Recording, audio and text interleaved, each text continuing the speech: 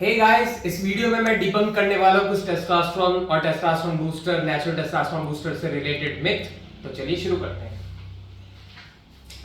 Guys, सबसे पहले हम देखेंगे कि टेस्टोस्टेरोन कैसे काम करता है। गाइस देखिए, टेस्टोस्टेरोन सबसे पहले डिफ्यूज करता है सेल मेम्ब्रेन में।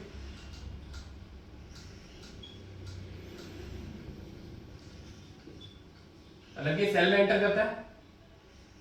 फिर हमारे पास एक एंजाइम है 5 अल्फा रिडक्टेज, जो कि कन्वर्ट कर देता है टेस्टोस्टेरोन को डीएचटी में। कन्वर्ट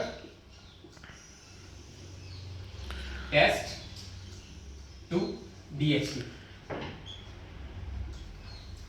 तो गाइस अब ये डीएचटी जो है वो एंड्रोजन से बाइंड करेगा, एंड्रोजन रिसेप्टर से।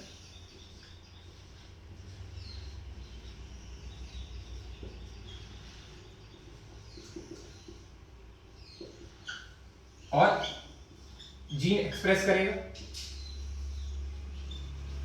और कुछ जीन ट्रांसक्राइब होंगे जो कि इन्वॉल्व होते हैं मसल हाइपरट्रॉफी में। इस तरीके से टेस्टोस्टेरोन काम करता है। टेस्टोस्टेरोन पहले सेल में एंटर करेगा, 5 अल्फा रिडक्टेज एंजाइम जो है उसको कन्वर्ट करेगा टेस्टोस्टेरोन को आपके डीएचटी में। डीएचटी बाइंड करेगा एंड्रोजन रिसेप्टर से। एंड्रोजन रिसेप्टर जीन को एक्सप्रेस करेंगे, जीन कुछ ट्रांसक्राइब होंगे जो इन्वॉल्व होते हैं मसल हाइपरट्रॉफी में। तो इस तरीके से टेस्टोस्टेरोन काम करता है। अगर आपका systemic testosterone level 500 nanograms to 700 nanograms per decilitre है भी, और अगर आपने नेचुरल टेस्टोस्टेरोन बूस्टर लिया और आपने इसको इंक्रीज कर लिया है हायर एंड पे, मान लीजिए 1000 नैनोग्राम्स पर डेसीलीटर तक, तो क्या इसकी वजह से आपके एंड्रोजन रिसेप्टर्स बहुत ज्यादा बढ़ जाएंगे ताकि आपकी मसल हाइपरट्रॉफी हो सके? गाइस, स्टुअर्ट फिलिप एक साइंटिस्ट है, उनकी 20 इयर्स की रिसर्चेस में ये देखा गया है। उन्होंने एक एक्सपेरिमेंट किया था, एक हाई रिस्पॉन्डर्स एक्सरसाइज ग्रुप लिया था और एक लो रिस्पॉन्डर्स एक्सरसाइज ग्रुप लिया था, जिसमें कि हाई रिस्पॉन्डर्स और लो रिस्पॉन्डर्स ने दोनों ने अपने टेस्ट कराए थे और उनकी एक्सरसाइजेस के बाद देखा गया कि उनके टेस्टोस्टेरोन लेवल्स सेम थे। तो गाइस, टेस्टोस्टेरोन लेवल सेम थे, उससे कोई ज्यादा फर्क नहीं पड़ा। लेकिन एक चीज देखी गई थी, हाई रिस्पॉन्डर्स में जो ज्यादा बढ़ी हुई थी वो थे androgen receptor. Androgen receptor density जो हाई रिस्पॉन्डर्स थी उनकी बढ़ी हुई थी, उस वजह से मसल हाइपरट्रॉफी हो रही थी उनकी ज्यादा।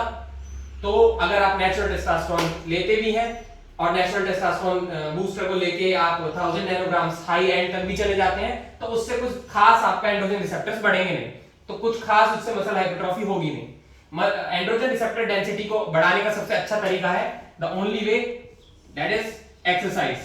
तो आप अपनी एक्सरसाइज कीजिए और अपनी मसल को ग्रो करिए, तो ये इजीएस्ट वे है। अगर बॉडी बिल्डर्स, अगर आप बात करें कि बॉडी बिल्डर्स तो टेस्टोस्टेरोन इंजेक्टेबल्स लेते हैं और उससे उनका मसल साइज बढ़ जाता है, तो उसका रीजन ये है कि नेचुरल टेस्टोस्टेरोन लेवल्स अगर इंजेक्टेबल्स लेते हैं तो आपका ये 500 700 या 1000 हाई एंड भी नेचुरल टेस्टोस्टेरोन है, तो बॉडी बिल्डर्स का हो जाता है ऑलमोस्ट 5000 या 10000 तक भी चला जा सकता है। तो अगर आप लगाइए हिसाब कि 5000 या 10000 नैनोग्राम पर डेसीलीटर आपका टेस्टोस्टेरोन हो चुका है, तो आपकी बॉडी इसको कंपनसेट करेगी एंड्रोजन रिसेप्टर्स को बढ़ा के। तो इससे क्या होगा, एंड्रोजन रिसेप्टर्स भी बहुत ज्यादा बढ़ जाएंगे, उस वजह से उनकी मसल मास जो है वो बहुत ज्यादा हो जाता है, क्योंकि उनके जीन एक्सप्रेशन ज्यादा हो जाते हैं, मसल हाइपरट्रॉफी बहुत ज्यादा हो जाती है। लेकिन इसकी भी एक लिमिट होती है, ये भी कोई अनलिमिटेड प्रोसेस नहीं है, इसलिए मसल मास बढ़ाना कोई इतना इजी काम नहीं है। तो अगर वो इंजेक्टेबल लेते हैं तो उनका 5 से 10000 नैनोग्राम्स पर डेसीलीटर है बॉडी में टेस्टोस्टेरोन लेवल्स, और उस वजह से एंड्रोजन रिसेप्टर्स बहुत ज्यादा बढ़ जाते हैं उसको कंपनसेट करने के लिए, उस वजह से उनकी मसल्स ज्यादा बढ़ जाती हैं। तो नेचुरल टेस्टोस्टेरोन बूस्टर कुछ 400 500 या 300 मैक्सिमम, मैं बहुत ज्यादा कह रहा हूं बट इतना भी नहीं करते, बट इतना हाई एंड तक ले जाएंगे तो उससे कुछ खास एंड्रोजन रिसेप्टर्स बढ़ेंगे नहीं, तो उससे कुछ खास मसल हाइपरट्रॉफी होगी नहीं। बजाय आप एक्सरसाइज करें, टेस्टोस्टेरोन बूस्टर्स के चक्कर में ना पड़े, वो फेक है, उनसे कुछ नहीं होता, आप देख सकते हैं एक साइंटिफिक एविडेंस। और एक्सरसाइज करें और एक्सरसाइज के थ्रू आप अपनी मसल्स को ग्रो कराने की कोशिश करें। Thank you.